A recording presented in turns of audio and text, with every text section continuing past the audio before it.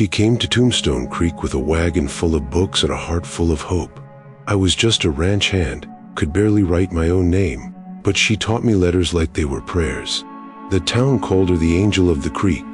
I called her my salvation. But angels fall, and hope don't last long out here.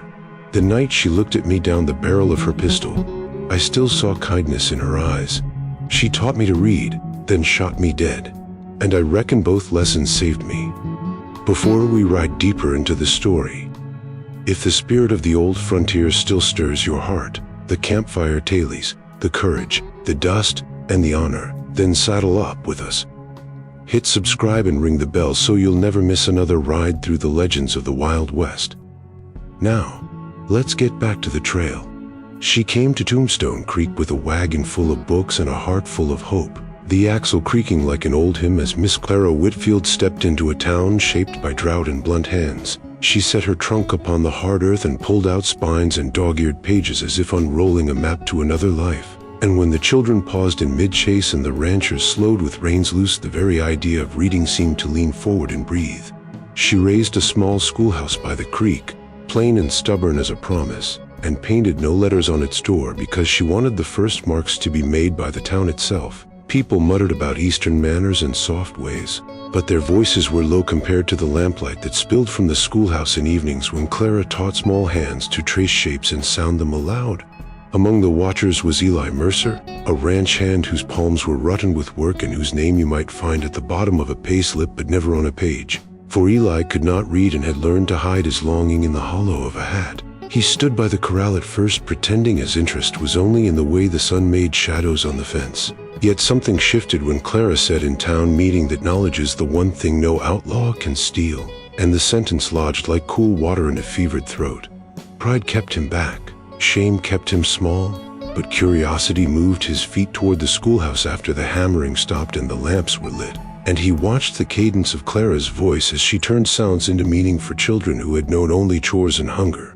She noticed him the way a good reader notices a repeated line, quiet, present, waiting to be understood, and one afternoon she asked him to stay after the lesson, not with rebuke but with an offer as simple as a bridge.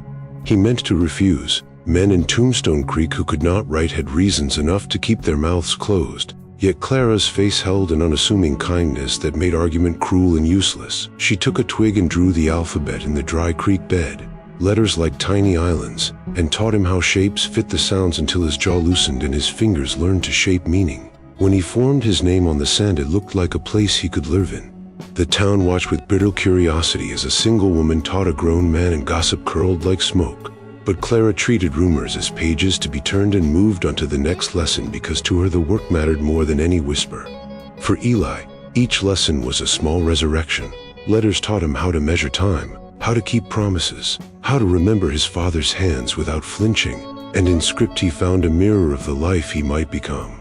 He began to read aloud in lamplight, stumbling then studying, finding simple verses that sounded to him like prayers for a different kind of living, and each word laid the foundation of a future that did not revolve around bruises or bargains. Clara moved among her pupils with the tenderness of someone who had chosen risk because it mattered more than comfort, and sometimes in the hush between lessons Eli would look up and see that she carried a shadow with her, a caution that softened her smile. Yet when he walked home at dusk with a scrap of paper folded in his palm, he counted the cost of that scrap. For in Tombstone Creek, salvation might come on paper and in quiet voices rather than from a gun. Eli Mercer moved through the days like a man carrying a secret no one asked him to keep, hands scarred from barbed wire and belts, speech slow because there was no luxury of schooling in the enough of everything way his childhood allowed, and a walk that kept its distance from market gossip and porch politics. Tombstone Creek had a way of marking a man by what he could not do, and so they marked Eli with pity and suspicion and the kind of jokes that settle into a man's bones. He avoided the town when he could, riding the ridges at dawn to check fences and let the sun do the counting for him, because there is a dignity in being useful even if you cannot read the ledger that measures your labor. Yet at dusk the schoolhouse always glowed like a promise someone else was keeping, and curiosity, an old, patient thing, pulled at him in a way bruises never had. He would stand just beyond the doorway where the light met the dust, watching Clara Whitfield coax children into forming sounds as she made letters live. and the room smelled of pencil shavings and warm breath and the possibility of a life that answered questions instead of dodging them. Hearing her teach was like listening to someone lay down a bridge across a dry canyon. Each lesson snapped into place and you could travel farther than you thought. He told himself once, twice, that it was none of his business, that men like him had no business in learning things that made them want to be more. But the words inside him were like seeds tossed in waiting soil, and you could not deny the way they stirred. One evening the wind turned sharp and the schoolhouse light stayed on long after the children had been sent away. Clara was alone beside a small lamp and a stack of folded readers when she looked up and saw him where he had been standing for an hour, hat pulled low, shame written into the line of his jaw. Shame, the town's cruel shorthand, would have made any other teacher bark or reprimand or call constable. But Clara's eyes did something steadier. They softened, like a page turning toward forgiveness. She walked out without hurry and closed the door behind them both, not as a lock but as a shelter. Eli wanted to flee, to slide back into anonymity, but the way she set down her hand on the sill said stay, so he did. There are conversations that happen without words at first, the lowering of a head, the hand rubbed against a palm. Clara did not ask why he had never learned. She simply took a scrap of paper and a stub of pencil and placed them between them like an offering. Everyone deserves a chance to learn, she said, not loud but with the firmness of someone who had decided the world needed more good than fear. Her voice folded into the dusk and Eli felt his heart unclench, because kindness sometimes arrives with the decisive calm of a bell. She made him write his name slowly, guiding his fingers, correcting the way his wrist clenched, teaching him how letters are not prisons but ladders. He tasted the shapes as if they were food, the roundness of O, the upright pride of thee, the curl of S that felt like a small defiance. For the first time a sound matched a mark, and the mark meant something beyond a brand or a wage stub. It named him. Clara did not pity him in the way the town did. She treated him as a man who had been postponed rather than broken. In that cramped light they read a few lines from a primer, simple sentences that spawned small truths, and Eli's mouth felt like it was learning a new language for the world he'd lived in all his life. There was no sermon in the lesson. Only the patient insistence that a man could add knowledge to his hands and thereby change how his hands held the world. When he left the night with a folded page in his pocket and the smell of lamp oil clinging to his coat, he realized the town would talk and that rumors might come like crows, but something inside him had shifted. A door that he had long thought nailed shut now sat ajar, and he could see the horizon in a different light. That single evening was the first step on a path that would ask more of him than he understood, and it was Clara's steady faith in the small miracle of learning that set him walking toward what redemption could look like in a place as unforgiving as Tombstone Creek. By lantern light, Clara taught Eli the alphabet, tracing letters in the dirt with a twig she held like something sacred, shaping each curve and line until the dust looked less like a road and more like a page he might live inside. Her patience arrived without fanfare, a steady, unhurried rhythm that softened the ridges on his palms and the tightness around his mouth. And when she laughed at his early stumbles, it sounded to him like rain in a place that had forgotten weather, surprising, pure, and more tender than he deserved. They sat close as the night cooled, the schoolhouse breathing dim lamplight into the dark, and children's footsteps faded into the hush that followed lessons. Clara would speak a letter and then show him its shape, and Eli, who had measured his life in rope and fence posts, found himself measuring new things, angles and strokes that suddenly matched sounds he had always carried but never named. His fingers learned to move differently, gentled by the small insistence of a teacher who refused to hurry him, and the alphabet became a secret architecture he could build with ease. Words came slowly at first, short, blunt things from the primers, then simple lines of scripture that Clara read aloud as if each sentence were a kind of harp. "Blessed are the meek," she read, and the phrase landed in him like a promise he had never been offered. There was an unspoken tenderness between them that neither named. It was humility braided with care, two wounded people practicing repair. Clara never treated him as a curiosity nor as charity. She treated him as a man laid to a table, and that small, stubborn dignity changed how he sat on his own skin. Outside, Tombstone Creek began to hum with something else, whispers and sideways glances that threaded between suppers and saloons, a widow schoolteacher keeping late hours with a grown ranch hand, and the town's gossip gave itself airs of righteousness even as it tasted like vengeance. Rumor, in that place, could harden into a law as quick as a sheriff's badge. Clara heard it too, the low rustle that followed them as they walked from the schoolhouse. But she met the murmurs with the same calm she used to correct his S and his G. She believed in light over judgment and in lessons over labels, and her small defiance was to keep teaching in spite of rumor. Eli, who had always been measured by the ledger of his labor and the bluntness of other men's tongues, began to read aloud in the lamplight, stumbling over words, then studying until the sentences rolled out like something he had carried all along but could finally sit down and look at. Each verse was a small miracle, a paragraph was a door, a page felt like a field he could walk across. Sometimes Clara would press a hand to his knuckle when a line struck him, and the contact was less about romance than recognition, a witness to a man being made more whole.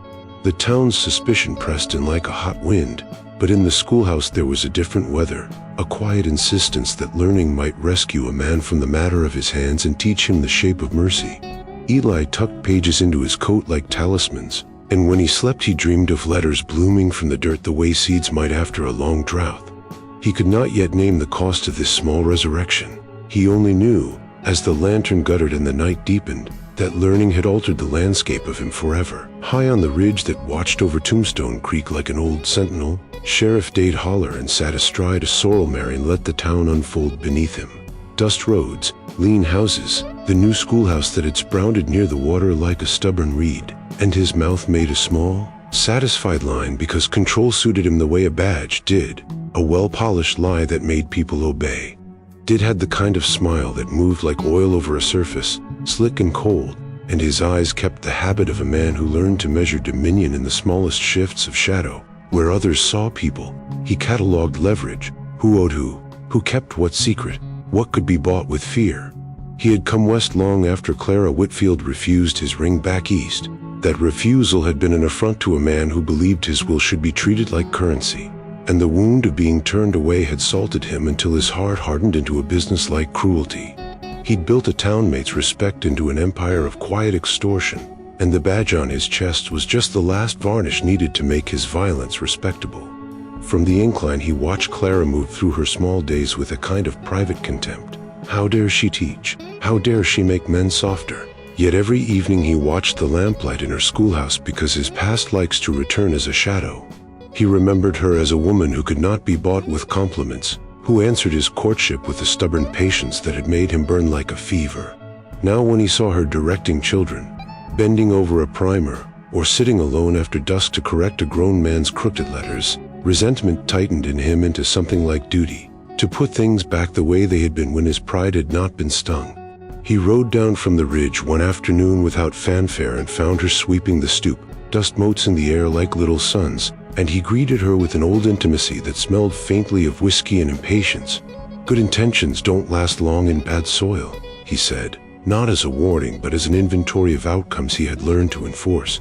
Clara's smile did not falter. It simply grew a shadow at the edges, a small crease that betrayed a woman who had known better than to pretend the past would not return. She answered thinly, measuring civility the way a teacher measures a child's progress, and Dade heard the careful balance of her voice and chose not to press, because his pride is a tactician and he wanted to keep the power in reserve. Yet his warning planted itself like a burr under her skin. There are threats that arrive loud and furious, and there are those that sink in slow and patient. Dade preferred the latter, because a slow rot is harder to see until it has devoured the beam. Clara hid her fear the way a good actor hides a tremor, folding it into the routine of locking the schoolhouse doors each night, the small ritual of checking shutters and tucking the ledger away like a talisman. Eli noticed it, the way her hands hesitated over the bolt, how her fingers trembled just enough to betray the calm she wore for others. He began to watch her close the schoolhouse as if that motion was a liturgy and the trembling was a secret prayer for mercy. The town felt the sheriff's presence in the way fields feel an incoming storm. Animal unease, conversations cut short, the lowing of cattle that sensed distance. People shifted in their chores, and the gossip that had once been content to hover now took a sharper edge as the sheriff's shadow lengthened. Dade cultivated respect like a gardener attending poisonous plants, and he whispered to men in the saloon that Miss Whitfield's lessons were misplaced charity and that the town needed order, not sentiment. In the hush of lamplight, when Eli practiced a verse with a voice that caught on the newness of words, he could not shake the feeling that the man who once loved Clara now loved the control of her silence more, and that control was a different kind of possession, a claim on the future of Tombstone Creek. Clara felt the change too. She had fled things once and knew the cost of standing still. Yet she also had learned that some fights must be fought with lessons and not bullets, even when the enemy is a man who remembers how to make a town obey. Eli arrived before dawn, the chill of the creek morning biting at his ears. Cradling a small wooden box like something stolen but sacred, he had whittled it from a scrap of cedar found behind the livery, sanding it with the patience his hands usually saved for mending fences, and on a lid he had carved Clara Whitfield's name in letters that leaned and stumbled the way a man learns his first words. He set the box on her desk without ceremony and stood back as if the act of giving required distance so the gift could speak for itself. Clara lifted the lid slowly. Inside lay a pressed wildflower, a scrap of cloth rinsed and folded, and a folded scrap of paper on which Eli had labored to write a sentence he hoped would be honest. She looked at the crude carving and then at him, and something like a tide shifted in her eyes, surprise, then a softness that broke into a quiet laugh she could not hide.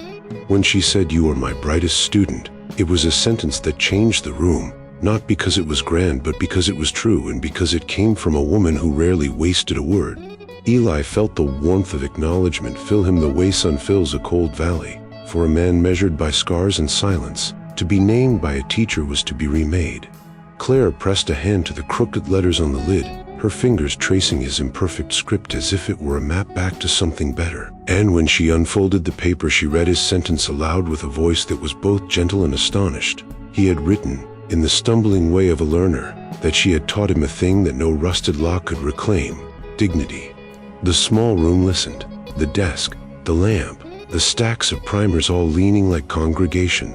The schoolhouse held them both in a hush that felt almost reverent. For a long moment both of them were still. Eli because he did not know what to do with praising Clara because she had grown used to giving what the town would not keep without expecting repayment. Then she cried very softly, not the loud weeping of a woman undone but the quiet, surprised tears of someone who had just been reminded that her work mattered more than her fears. She called him her brightest student again, and the phrase sounded like a benediction.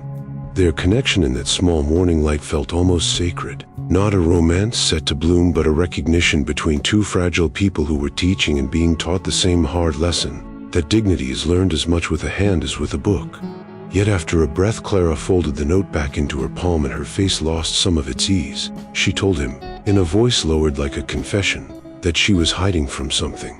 She would not say what, only that there are debts you cannot repay with coin, debts that hitch a shadow to your name. The admission landed between them like a stone in the creek. It made ripples but did not break the surface.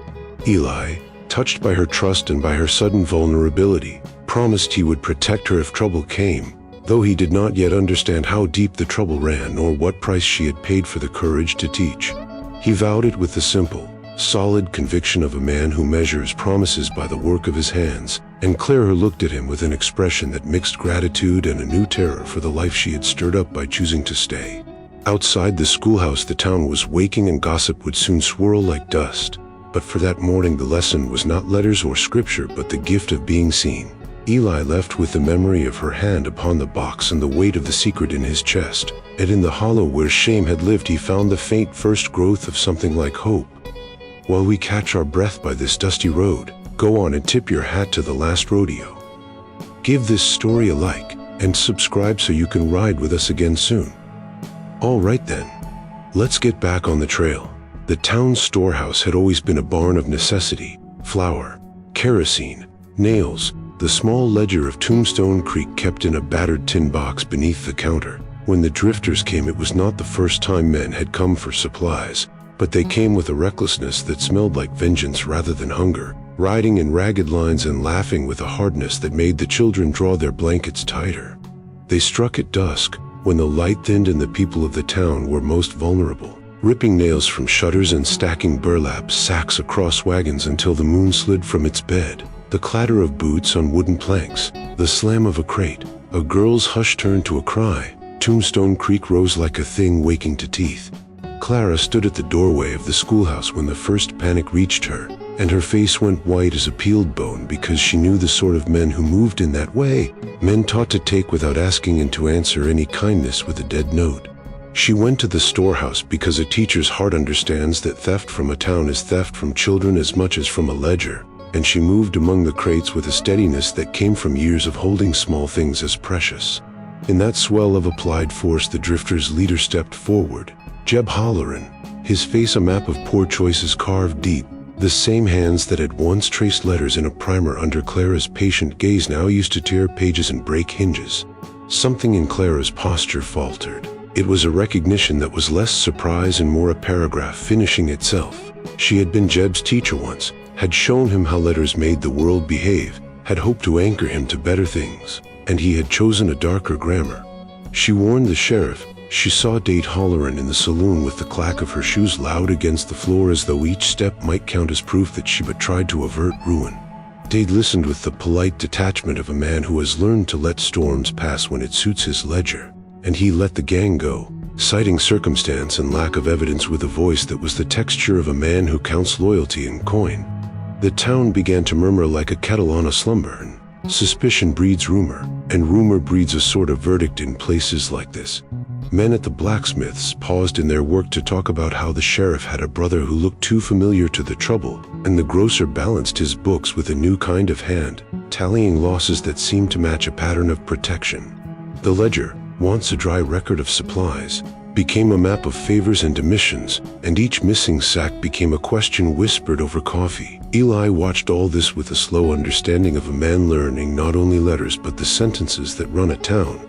The idea that Clary's past and the Halloran name were entangled landed upon him like a stone from a thrown hand, heavy and impossible to ignore.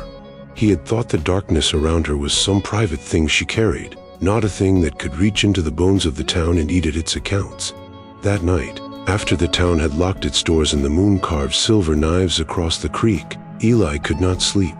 He went to the schoolhouse because the place had become his harbor and found Claire on her knees, hands clasped about a scrap of paper, eyes pressed shut.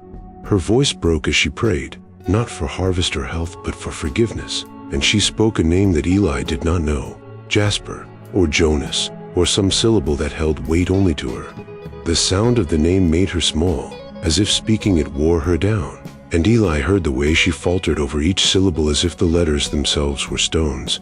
He stood in the doorway unseen, and the motion of her prayer was a thing that folded the room into a private grief. She asked forgiveness for causing a man's downfall, for having once put faith in testimony that sent someone else to the gallows, for writing words that had become law.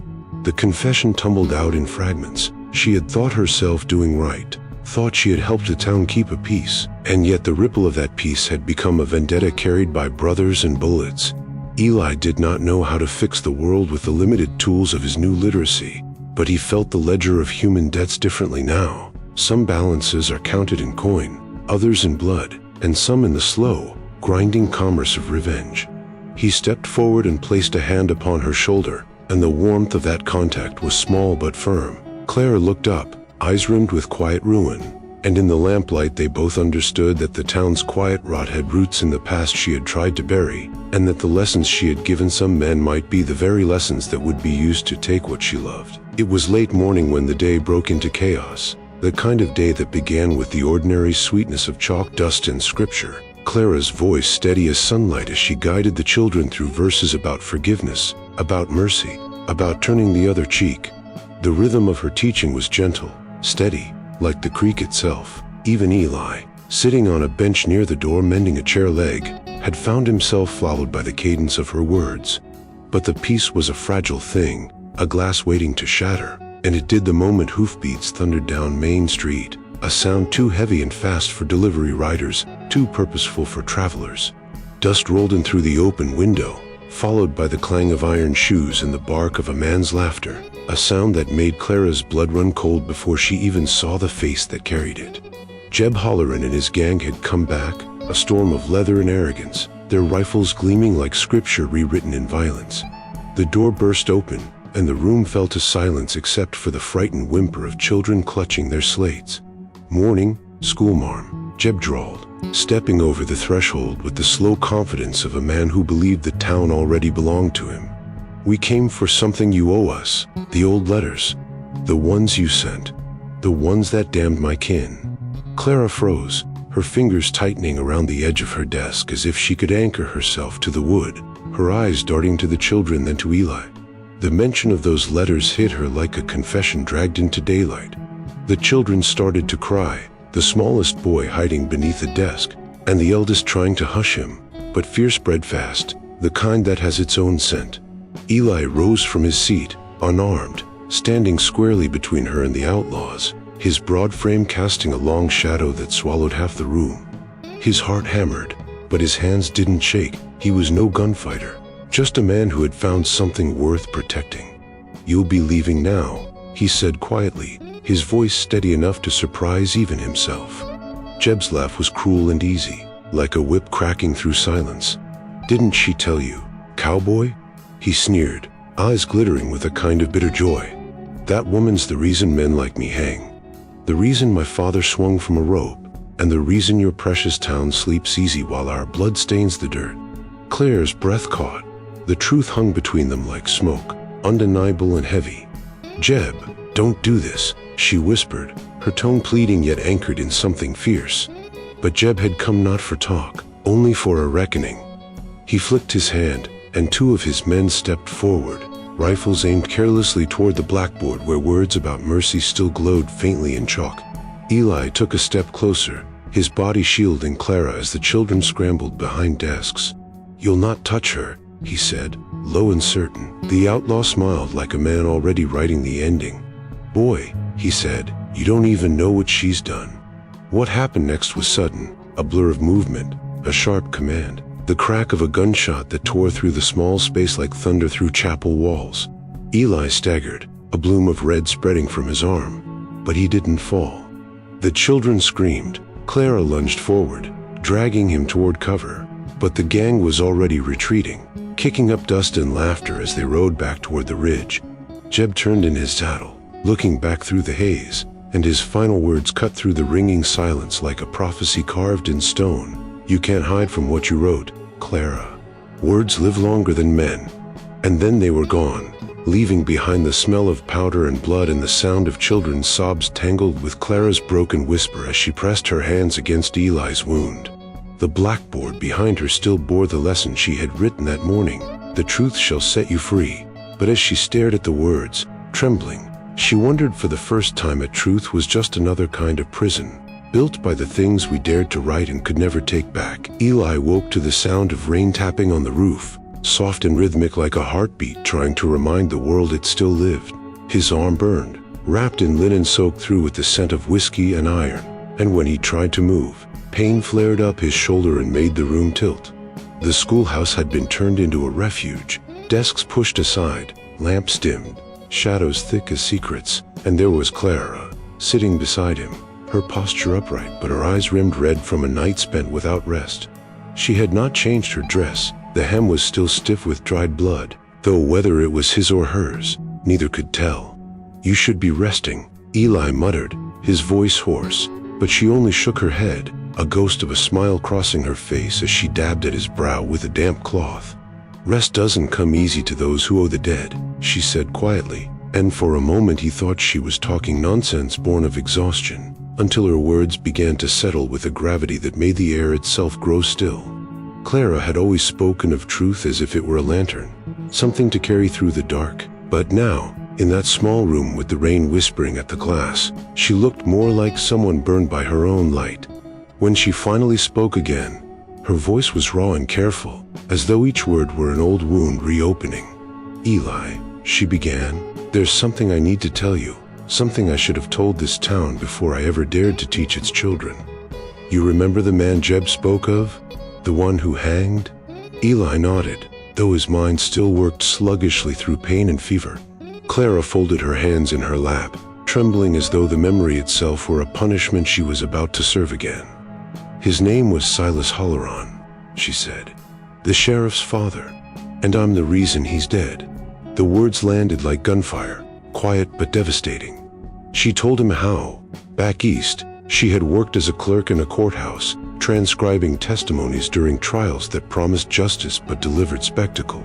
Silas had been a respected man, wealthy, cruel, a benefactor to the very judge who would later condemn him. She had written down what others spoke, and one day she found a ledger full of transactions and signatures that tied Silas to a string of killings meant to silence those who couldn't pay his debts.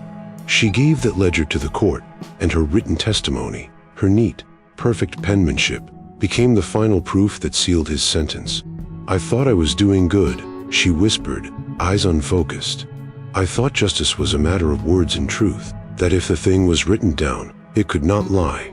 But that night, when they hanged him, the Holleran boys were there. They'd stared up at the gallows, and when Silas fell, I saw in that boy's eyes the kind of hatred that doesn't die. It just grows roots. I left the east the next morning.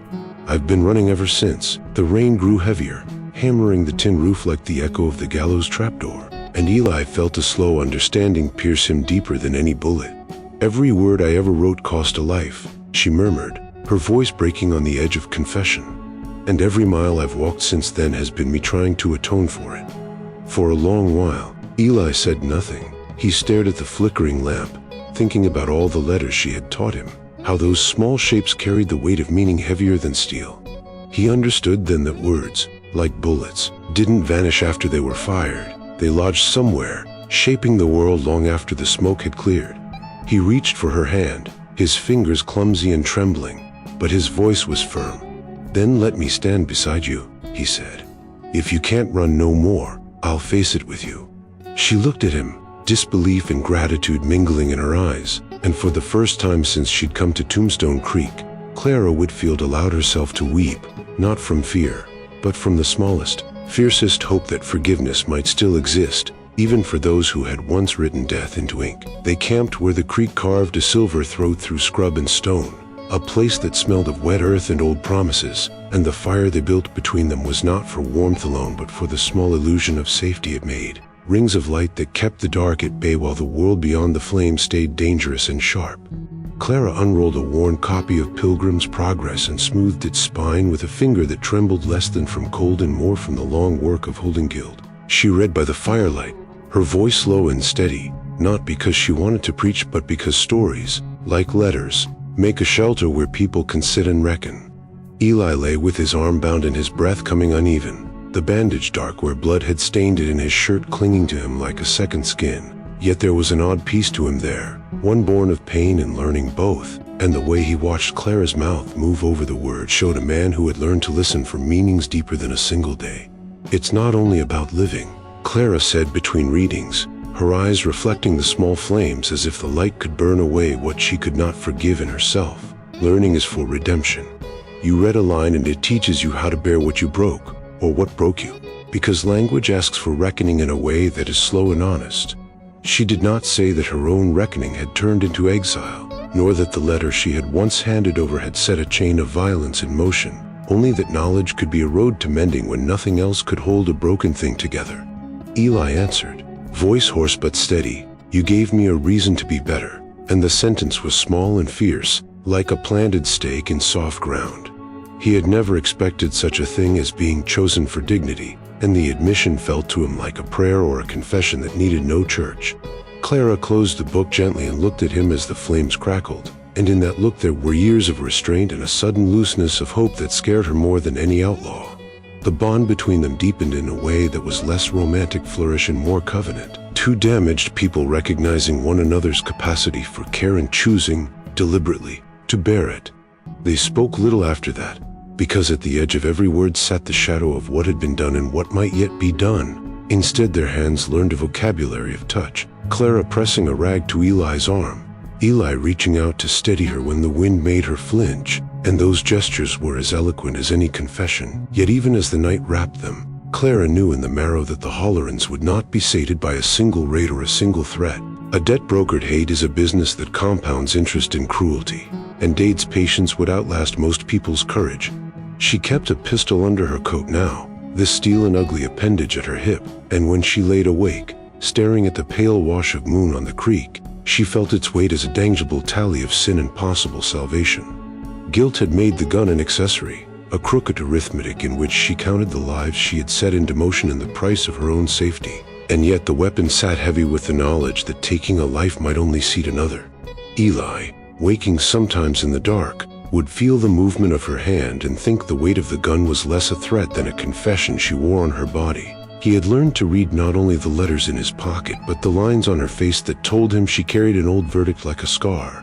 Between them, by that fire, there was a fragile liturgy, Clara reading, Eli listening, both measuring the horizon for signs of riders and for the quiet possibility of forgiveness. They did not pretend their choices simplified the world. They only promised small things: loyalty in the face of rumor, shelter in the passage of night, the stubborn insistence that learning might, somehow, stitch together what revenge had pulled apart. The creek gurgled a low accompaniment in the sky, black and indifferent, watched them like a witness that had run out of miracles. In that hour, beneath the pale spill of stars and the thin protection of lamplight, they held to one another's truths and let the small scriptures in Clara's book press against their ribs like a map for the living. By noon the next day, the sky over Tombstone Creek turned a hard, colorless white, the kind that steals the horizon and leaves only the heat and the sound of cicadas gnawing at the air. Clara had returned to the schoolhouse to gather the few things worth saving, her fingers trembling as she packed the worn readers, the broken chalk, and the charred pages of Pilgrim's Progress still smelling faintly of last night's smoke. Eli sat nearby, arm bound, pale from loss of blood but stubbornly alive, watching her move with the quiet steadiness of someone who understood the rhythm of fear too well to name it. The town had grown silent since the raid, windows shuttered, doors locked, the air thick with the sense that something was brewing beyond what any of them could bear. When the sheriff's horse appeared at the edge of the road, the sound of its hoofs was like a slow clock counting down. Sheriff Dade Holleran rode easy, his face a map of calm cruelty, one hand on the reins and the other resting near his holster. Not a threat, just a promise written in posture. He dismounted without hurry, dusted his badge as if polishing his own authority, and stepped inside the schoolhouse like he owned the air. "Afternoon, Miss Whitfield," he said, voice smooth as a sermon. "Fine day to settle old business." Clara stood by the desk, jaw tight, heart hammering, and in that moment, Eli saw something in her expression he'd never seen before, fear mixed with fury, a storm tempered by restraint. Dade reached into his coat and pulled out a folded paper, yellowed and frayed at the edges, the very testimony she'd written years ago, the letter that had hung his father. He set it on the desk, its weight small but suffocating. "This here's the root of all your misery," he said. "You burn it, right here, right now, and you leave Tombstone Creek before sundown. Do that, and maybe the town keeps breathing easy. Refuse, and I'll make sure your cowboy friend swings for harboring a fugitive. The law's an obedient thing, Miss Whitfield. It goes where I lead it." His words dripped with confidence born from a lifetime of impunity. Clara's breath caught. Her hands trembled as she reached for the paper, fingertips brushing over her own handwriting. The script that once felt like salvation now burned like a brand. Eli rose to his feet, grimacing through the pain, voice hoarse but fierce. "Don't do it," he said. "Don't let him turn your truth into ash." His eyes met hers, full of the kind of defiance that comes not from strength but from love that doesn't know how to surrender. "You said words matter," he continued, "and they still do, even when the world punishes you for them." But Clara saw more than conviction in his gaze. She saw the quiet shadow of what Dade was capable of, the noose he'd already tied in his mind, and the fear of losing Eli pulsed in her like a second heartbeat. The sheriff smirked, the faintest curve of satisfaction at the corners of his mouth, because he could see the struggle in her, the war between conscience and protection, justice and mercy. For a long moment, the only sound was the wind sliding through the cracked window, stirring the dust into soft spirals around them. Then Clara picked up the paper with both hands, staring at the words that had once been her weapon and her curse. "You think justice is yours to bargain with," she whispered, her voice low, breaking. "But justice doesn't burn easy." And yet, after a long silence, she struck a match. The flame caught quickly, licking the edge of the page, curling it inward until the ink blurred and the letters began to die, one by one. Dade's smile widened, a man tasting victory, but Clara didn't look at him. Her eyes stayed on Eli, her expression tender and breaking all at once. She stepped toward him, the firelight flickering between them, and pressed her lips to his forehead in a gesture that felt both like farewell and prayer. "Some words must die so good men can live," she whispered. The paper fell to ash, and Dave turned to leave, satisfied. But what he didn't see, what only Eli caught in the moment before the wind stole lit away, was the small, unburned corner Clara had hidden beneath her palm, the last line intact, a sentence that still carried truth. As the sheriff rode away, Clara stood staring at the ashes, her hands trembling not from fear but from the unbearable knowledge that redemption sometimes demands deceit, and mercy always costs more than justice. While we catch our breath by this dusty road, go on and tip your hat to the last rodeo. Give this story a like and subscribe so you can ride with us again soon. All right then, let's get back on the trail. The morning came in slow and silver, the kind of dawn that fools a man into thinking peace has returned before the day remembers its cruelty. Mist clung low to the ground, softening the outlines of the schoolhouse in the hills beyond, but beneath that quiet air something waited, inevitable, sharp, and closing fast. Eli rose before Clara did, his arm bound and weak but his resolve a living thing in his chest. He saddled his horse in silence, the leather groaning beneath his weight, and tucked the small wooden box he'd carved for her into his coat pocket like a talisman. He had no rifle, only a pistol left from a ranch hand's mercy, and the faith Clara had placed in him, which weighed heavier than any iron.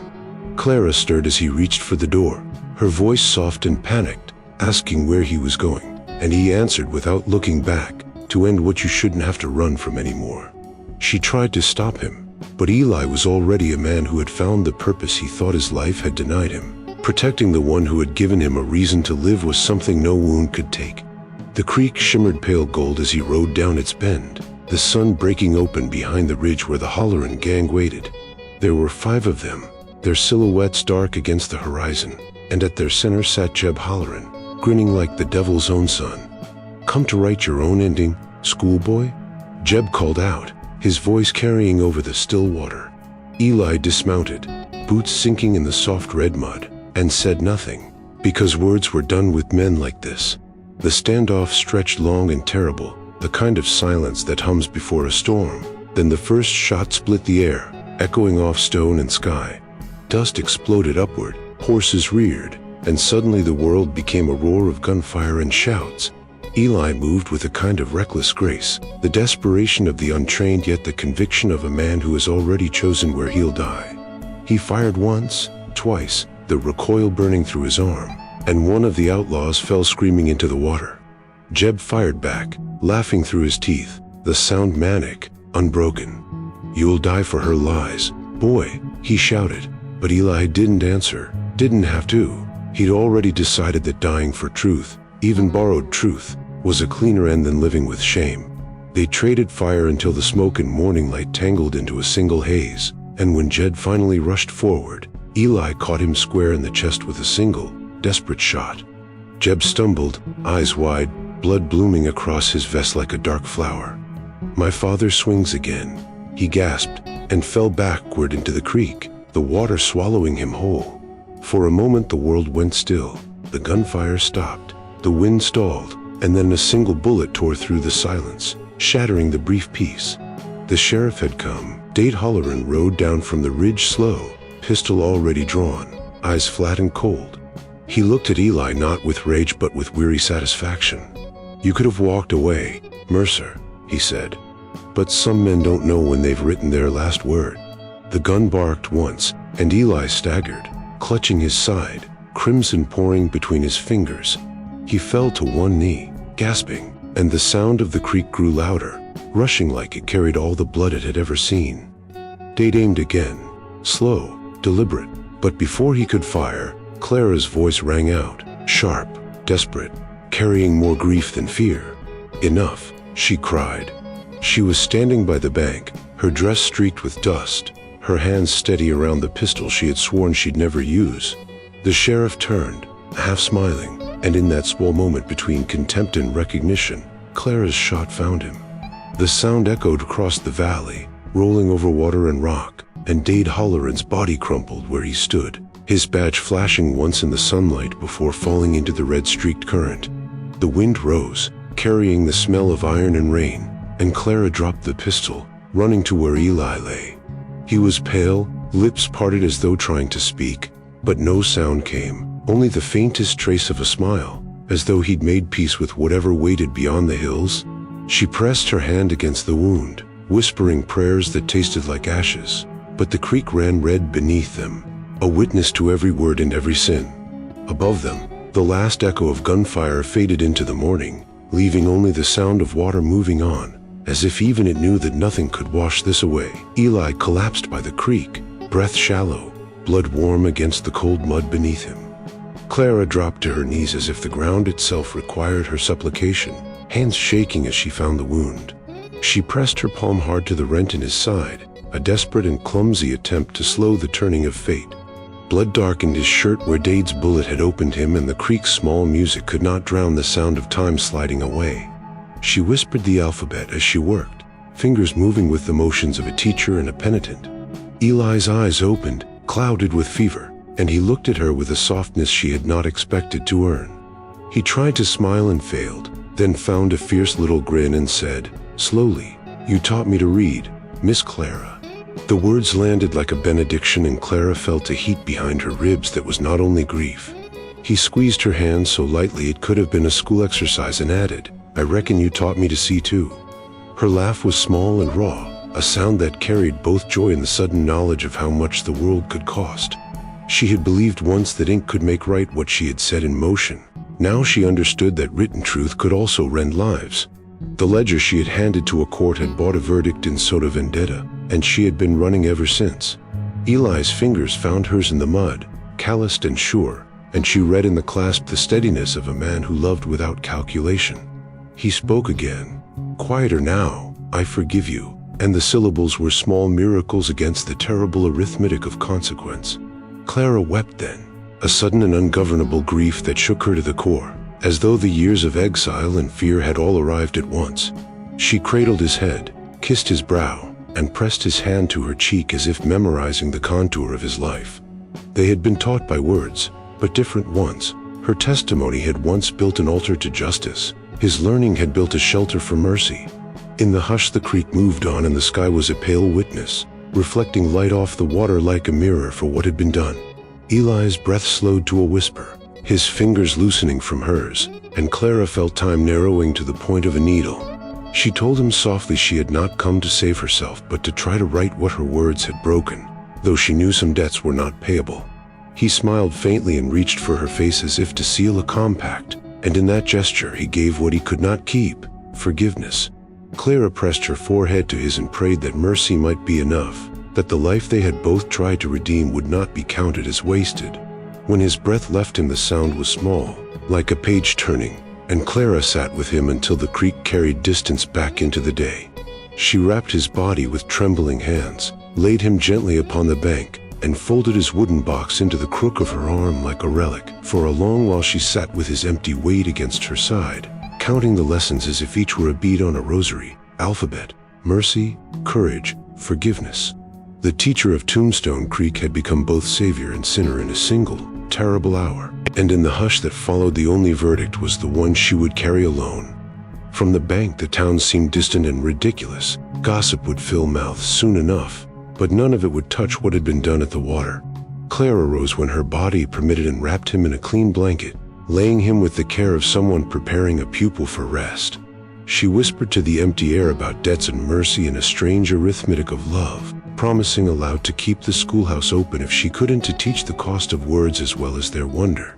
Then she folded his wooden box into her hands, feeling the rough letters he had carved, and walked back toward the schoolhouse with steps like penance and purpose, each measured by grief and the stubborn task of continuing what had been started.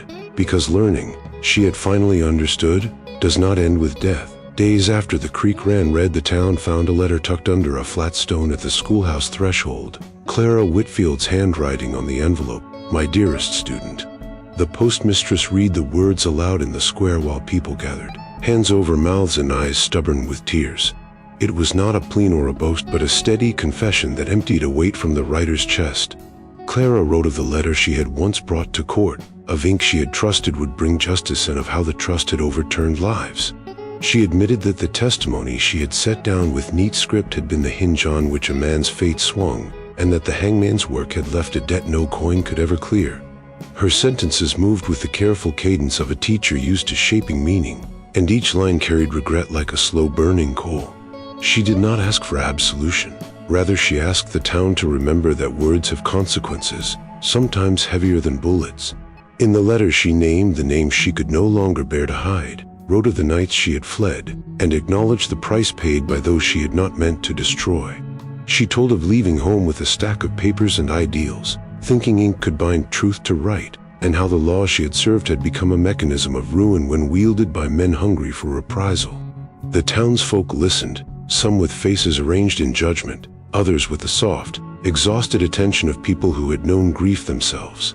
Clara's handwriting curved like a prayer, and in the same breath she asked the town to keep the schoolhouse open for every lost soul that believed itself beyond repair. She begged them not to let her past close the door on children's futures, to let primers and slates remain where they might teach dignity and repair. She made no excuse for the violence she had helped set in motion and named the hollows grief had opened inside her: regret, exile, the long work of trying to make amends. Her final lines were not a plea for safety but an instruction: if I cannot stay, keep the school open. Teach the cost of words as well as their wonder. The crowd absorbed the letter like a sacrament and then dispersed with a hush, some left with a new softness, others with the old hard ways that gossip cements. No one saw Clara's wagon after that. At dawn her traces were gone, wheel marks leading away toward the hills and a ribbon of cloth tied to the axle as if she had left a prayer for the road. Rumor turned to speculation. Had she fled again, or had she finally found some dry place to lay the weight she carried so long? But whatever whispers rose, the schoolhouse stood in Deli's grave by the water became a place of pilgrimage for those who wanted to remember what learning had cost. A simple wooden marker bore a single word carved with care: learned. People left pennies and pressed flowers at the foot of the mound, and someone added a strip of Clara's ribbon, faded by sun, as a silent pact between memory and mercy. In time, the town changed in a way small and steady. The schoolhouse doors were kept unlocked, primers were repaired, and children learned to read under the same rafters that had once held tragedy. The letter remained folded in the postmistress's drawer like a relic, read on certain anniversaries until the ink faded, teaching each new generation that truth and consequence move in the same hand. And so the lesson Clara left was not only about guilt or protection but about the stubborn work of teaching, how words can wound and how they can also build a bridge for those willing to. Years folded over Tombstone Creek like pages turned gently by hands that had learned not to tremble, and the small schoolhouse Clara Whitfield once tended changed shape the way grief changes a face, slowly, with care, until the place that had held sorrow also held new voices. Children who once watched a man fall at a teacher leave grew into adults who could sign their names without shame. Their letters were crooked at first, then bold, and those same hands planted orchards by the creek and hammered nails into porches and wrote their children's names on simple wooden cradles. Literacy became the town's quiet currency, and with it came a softening of edges that had been sharpened by drought and guns. The schoolhouse took on a dual life. Mornings it was a classroom where primers and slates lived again. Afternoons it hosted potlucks and town debates, and on Sundays its bell called people not to judgment but to reflection. So the rafters learned hymns as easily as lessons. The building's boards remembered Clara's hurried footsteps and Eli's steady presence. They remembered the tear-streaked letter nailed once to the notice board. Time sealed all that memory into something like reverence, and as children learned the letters of their own names, they also learned the cost behind them, how words can unmake a life and how the teaching of words can rebuild one. In parlors and at fence lines, people still told the story. The woman who arrived with a wagon full of books and a heart full of hope. The man who could barely write his name until she taught him to read. The raid, the letter, the shots, the creek that ran red. Yet the telling changed over time, growing layered, complex, never settling into a single moral. To some she was angel, to others exile, to others sinner. To many she became both and neither at once. A person whose life taught them that humans rarely fit tidy categories. Eli's grave by the water kept its small painted cross and the single carved word learned, and people left pennies and sprigs of dried wildflower there because ritual can be the anchor a town needs to forgive itself. Children who once ducked at the sound of hoofs now raced along the bank in summer, their laughter a kind of unintentional hymn to what had been gained. The howler and name dwindled in the town's conversation like a storm cloud finally broken. Some of that family's boys remained, Their bitterness softened into curiosity when they found a primer on a shelf and realized the alphabet could be a map out of old debts. In time, the sheriff's vacant office was repurposed as a lending library where the wanted posters had hung, and the postmistress kept Clara's folded letter in a drawer but read it aloud each year so the memory of cost and attempt at amends would not fade into sentiment. The town learned to teach not only arithmetic and reading but the harder lessons Clara had left. That testimony must be tempered with care, that truth can be weapon if wielded without sight for consequence, and that mercy is an action as much as a feeling. The schoolhouse turned chapel hosted ceremonies for births and weddings and quiet funerals, and under its eaves people practiced small rituals of accountability, reading minutes aloud at council meetings, having youth recount the town's history in their own words, and teaching children the weight words carried. Outsiders passing through sometimes paused to watch a community that had chosen repair over retribution. Some stayed in open trade, and the town's market grew less about bartering for survival and more about exchanges that included books and tools and recipes, practical things stitched to gentler habits.